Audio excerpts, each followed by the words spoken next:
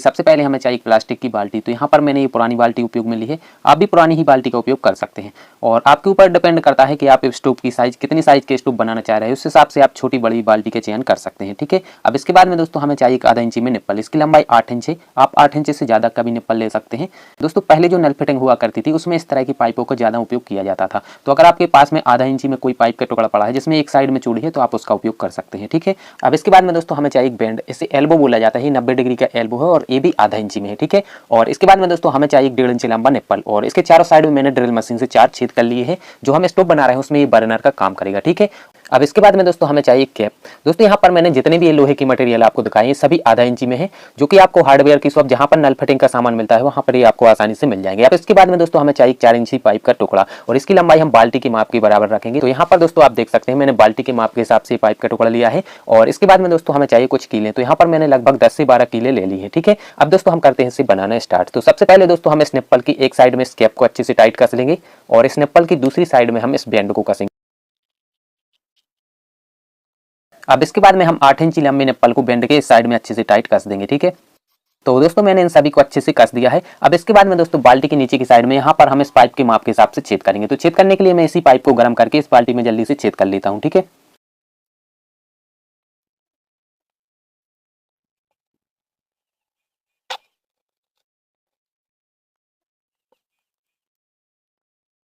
दोस्तों मैंने बाल्टी में छेद कर दिया है। अब हम इस पाइप को बाल्टी के अंदर साइड से इस तरह से डालेंगे। इसमें जो निप्पल है इसे हम बाल्टी के बीच सेंटर में रखेंगे इस तरह से। ठीक है, और यहाँ पर मैंने रेत और सीमेंट का मिक्सचर पहले ही बना लिया था, तो इसमें हम मिक्सचर को भरने वाले हैं। और इसमें हम मिक्सचर को जो हमने ये एल्बो लगा रखा है मिक्सचर को इतना भरेंगे कि ये एल्बो ढक जाना चाहिए। लगभग 1 इंच मोटा हम इसमें मिक्सचर बिछाने वाले हैं। ठीक है, तो ये काम भी मैं जल्दी से कर लेता हूँ।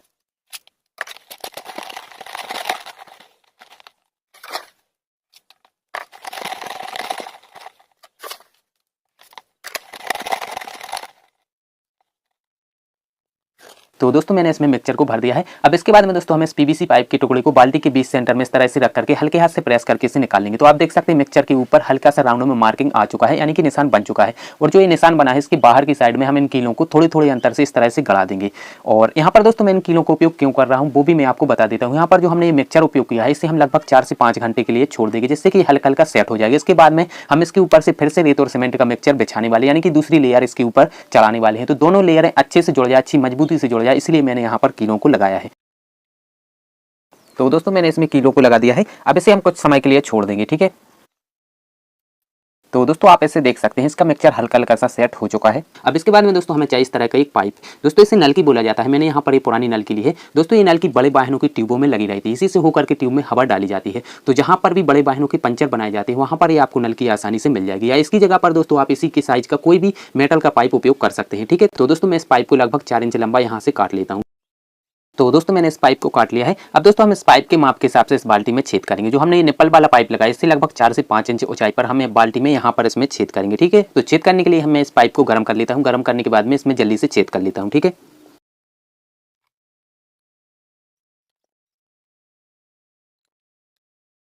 अब दोस्तों हम इस पीवीसी पाइप के टुकड़े को इस बाल्टी के बीच सेंटर में इस तरह से रखेंगे और जो हमने ये पाइप काटा था इसे हम इस पाइप से सटा करके यहाँ पर इस तरह से लगा देंगे। अब दोस्तों हम सीमेंट और रेत के मिक्सचर को इस पाइप के बाहर की साइड में जो ये गैप है यहाँ पर भरने वाले हैं। ठीक है, तो मैं जल्दी से इस मिक्सचर को इसमें भर देता हूँ। ठीक,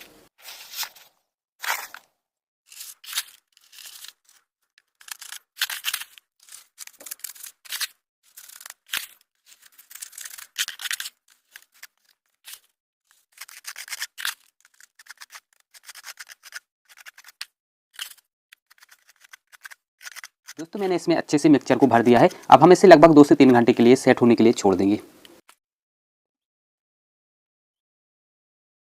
तो दोस्तों लगभग 2 घंटे हो चुके हैं और मिक्सचर भी हल्का हल्का सा सेट हो चुका है। अब दोस्तों हम इस पाइप को निकालेंगे, तो इसे हम हल्का हल्का सा इस तरह से हिला हिला करके आराम से इसे निकाल लेंगे। ठीक है,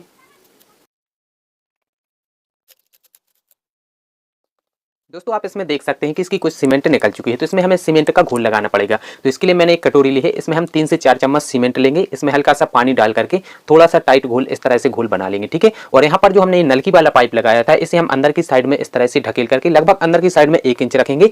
और इसके बाद में दोस्तों चम्मच की पीछे की साइड में हम सीमेंट को इस तरह से लगा करके इसमें सीमेंट को लगा देंगे, ठीक है। तो मैं जल्दी से सीमेंट को इसमें लगा देता हूँ। तो दोस्तों मैंने इसमें सीमेंट को लगा दिया है। अब दोस्तों हम इसे 1 दिन के लिए छोड़ देंगे।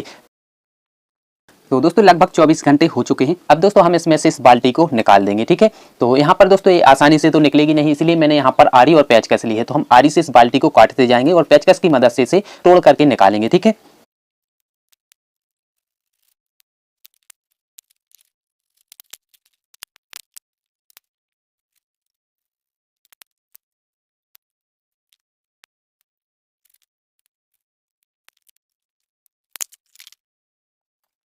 दोस्तों आप इसमें देख सकते हैं इसके चारों साइड में छिद्र रह गए हैं, और ये क्यों रह गए हैं मैं आपको इसका कारण भी बता देता हूं। दोस्तों जो हमने दूसरी बार में मिक्सचर तैयार किया था उसमें पानी की कमी थी। अगर पानी पर्याप्त रहता और मिक्सचर ढीला रहता तो ये छिद्र नहीं दिखते, लेकिन कोई बात नहीं, हम सीमेंट के घोल से ही छिद्रों को बंद कर देंगे। तो इसके ऊपर घोल को इस तरह से डाल करके उंगली की मदद से जब हम उंगली को इस तरह से चलाएंगे तो ये छिद्र आसानी से बंद होते जाएंगे, ठीक है। तो मैं इस घोल को जल्दी से इसमें लगा देता हूँ, ठीक।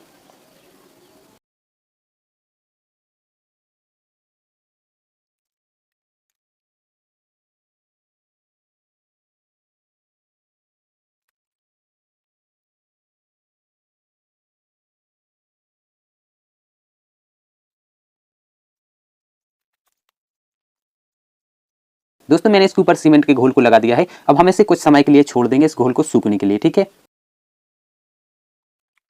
तो दोस्तों ये सीमेंट हल्का हल्का सा सूख चुका है। अब दोस्तों हमें चाहिए एक मोटी सी कपड़े का टुकड़ा, और इस कपड़े को हम पानी में भिगो करके इसे ऊपर से इस तरह से ढक देंगे, ठीक है। और दोस्तों इसे हम 3 से 4 दिन तक के लिए इसी तरह से छोड़ देंगे। इसके ऊपर हम दिन में 2 से 3 बार पानी के छिड़काव करते रहेंगे, ठीक है। तब जाकर के जो हमारा ये स्टोव है, ये चूल्हा है, अच्छे से पक करके ठोस मजबूत बनेगा। दोस्तों लगभग 3 दिन पूरे हो चुके हैं, और आप यहाँ पर इस स्टोव को देख सकते हैं, जो इसकी सीमेंट है वो अच्छे से सूख चुकी है। तो ये बिल्कुल मजबूत से बन चुका है।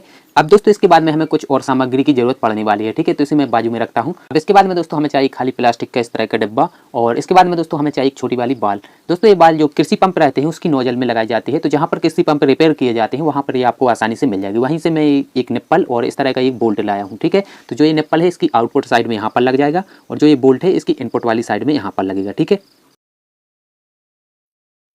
अब इसके बाद में दोस्तों हमें चाहिए एक लेवल पाइप।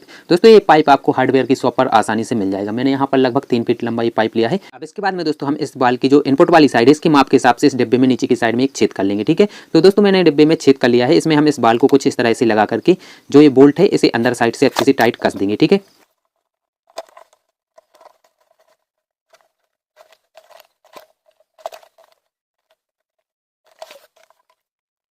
अब इसके बाद में जो आउटपुट वाला ये निप्पल है इस पर हम लेवल पाइप को लगाएंगे, ठीक है। तो अभी दोस्तों आप देख सकते हैं कि इसके ऊपर ये नहीं आ रहा है, तो इसे हम हल्का सा गर्म कर लेंगे, और गर्म करने के बाद में इसके ऊपर हम इसे लगा देंगे, ठीक है। तो दोस्तों मैंने निप्पल के ऊपर इस पाइप को अच्छे से लगा दिया है। अब दोस्तों इस निप्पल को हम इस बाल के साथ में अच्छे से टाइट कस देंगे इस तरह से, ठीक है। और जो पाइप का ये बचा हुआ छोर है इसे हम यहाँ पर जो हमने स्टोव में ये नल की पाइप लगाया हुआ है इसके ऊपर हम इसे लगा देंगे, ठीक है। तो दोस्तों ये पाइप का कनेक्शन पूरा हुआ। अब इसके बाद में दोस्तों हमें जरूरत पड़ेगी 12 वोल्ट के एक टर्बो फैन की। दोस्तों ये फैन आपको इलेक्ट्रॉनिक कंपोनेंट की शॉप पर मिल जाएगा, या दोस्तों इसका लिंक भी मैं डिस्क्रिप्शन में दे दूंगा, तो आप वहां पर भी इसे चेक कर सकते हैं, ठीक है। दोस्तों इस टर्बो फैन का जो मुंह है वो चौकोर में है, और जो हमने स्टोव में निप्पल पाइप लगा है वो गोलाकार है। तो यहाँ पर ये मैचिंग नहीं हो रही है, इससे ये कनेक्ट ही नहीं हो रहा है, ठीक है। तो इसके लिए दोस्तों हमें एक रेडूसन की जरूरत पड़ेगी, और रेडूसन दोस्तों हम जुगाड़ से बनाएंगे। यहाँ पर मैंने छोटी सी डिब्बी ली है, इसे हम बीच में से आधा काट लेंगे, ठीक है। तो दोस्तों मैंने इस डिब्बी को आधा काट लिया है। अब इसके बाद में जो कटा हुआ भाग है इसे हम टर्बो फैन के इस तरफ रखेंगे, ठीक है। तो इसे हम गम से चिपका सकते हैं, लेकिन मैं यहाँ पर गम से नहीं चिपका रहा हूँ। इसके लिए दोस्तों हम थोड़ा सा इस डिब्बी को गर्म करेंगे, और गर्म करने के बाद में इस टर्बो फैन के मुंह के ऊपर सॉकेट की तरह इसके ऊपर लगा देंगे, ठीक है।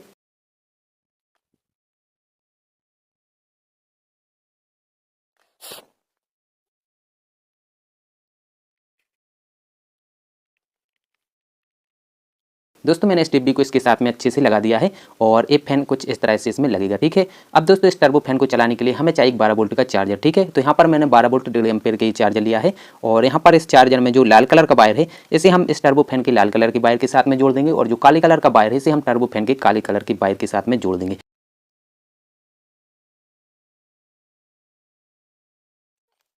तो फाइनली दोस्तों जो हमारा स्टोव है वो बन करके कंप्लीट हो गया है। अब मैं आपको इसे टेस्ट करके दिखाता हूँ। दोस्तों मैंने इस स्टोव को चला करके देखा था, इसमें कुछ कमी थी जिसे मैंने पूरा कर दिया है। तो पहले मैं आपको बता देता हूं कि इसमें कौन कौन सी कमी थी। तो यहाँ पर जो हमने नल की पाइप लगाया था, पहले 4 इंच लंबा लगाया था, 4 इंच से थोड़ा कम ही था। दोस्तों इस पाइप से प्रॉब्लम क्या आ रहा था, जब मैं स्टोव को चला रहा था तो स्टोव चलने के 10 से 15 मिनट के बाद में ये पाइप बहुत ज़्यादा गर्म हो रहा था। गर्म होने के कारण जो लेवल पाइप है वो इसमें ऐसे पिघल करके निकल रहा था। तो इसे हटा करके मैंने इसकी जगह पर ये 6 इंच लंबा नल की पाइप इसमें लगा दिया है और दोनों साइड से मैंने एम सील को भी अच्छे से भर करके सेट कर दिया है। ठीक है, तो इसमें सिर्फ यही प्रॉब्लम आ रही थी, बाकी ये अच्छे से काम कर रहा है। और यहाँ पर दोस्तों मैंने लेवल पाइप को भी छोटा लगा रखा है। आप दोस्तों अपनी जरूरत के हिसाब से छोटा या बड़ा लेवल पाइप इसमें लगा सकते हैं। ठीक है, तो अब दोस्तों मैं आपको इसे चला करके दिखाता हूं। तो इसे चलाने के लिए हमें चाहिए जला हुआ ऑयल और इस ऑयल को हम इस डिब्बे में भर देंगे। ठीक है, तो मैं जल्दी से इसमें भर देता हूं।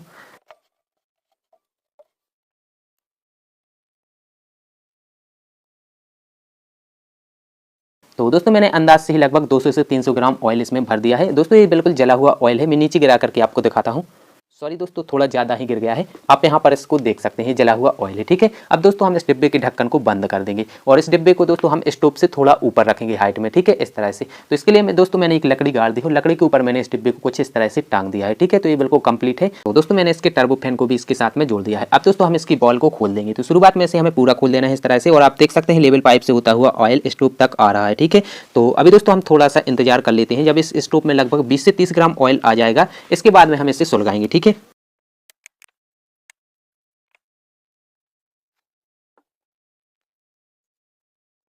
तो दोस्तों अंदाजे से लगभग 20 से 30 ग्राम इसमें ऑयल आ चुका है। अब हम इस बॉल को बंद कर देंगे। ठीक,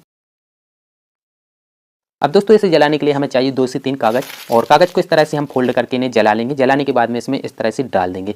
दोस्तों इसे सुलगने में 2 से 3 मिनट का टाइम लगता है। शुरुआत में दोस्तों इसमें से धुआं निकलता है, कुछ कागज का धुआं रहता है, कुछ ऑयल का धुआं रहता है, लेकिन एक बार जब ये सुलग जाता है, जब हम टर्बो फैन को ऑन कर देते हैं, फिर इसमें से धुआं नहीं निकलता है। दोस्तों ये केरोसिन के स्टोव की तरह ही काम करता है। शुरुआत में सुलगने में हल्का सा धुआं निकलेगा, इसके बाद में दोस्तों इसमें से फिर धुआं नहीं निकलेगा। ठीक है, और दोस्तों इसमें जो हमने ये कागज डाले हैं, जब आधे से ज़्यादा जल जाएंगे तब जा करके हम टर्बो फैन को ऑन करेंगे। ठीक है, तो दोस्तों अब हम इस टर्बो फैन को ऑन कर देंगे।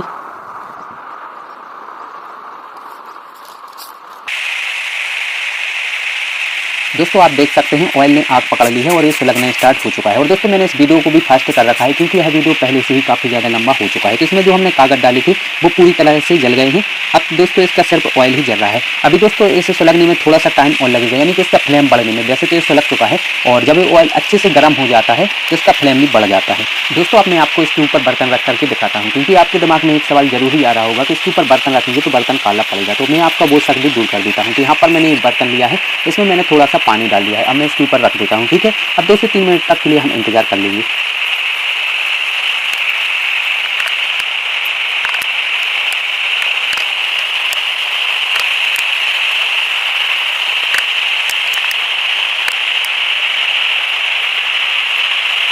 दोस्तों पानी में से हल्के हल्के सी बबल आना स्टार्ट हो गया है। अब मैं आपको इस बर्तन को पलट करके दिखाता हूँ। तो यहाँ पर दोस्तों आप देख सकते हैं बर्तन हल्का सा भी काला नहीं पड़ा है। और दोस्तों आपने एक बात देखी, जैसे ही स्टोव में हल्की सी बूंद गई ये भभक उठा।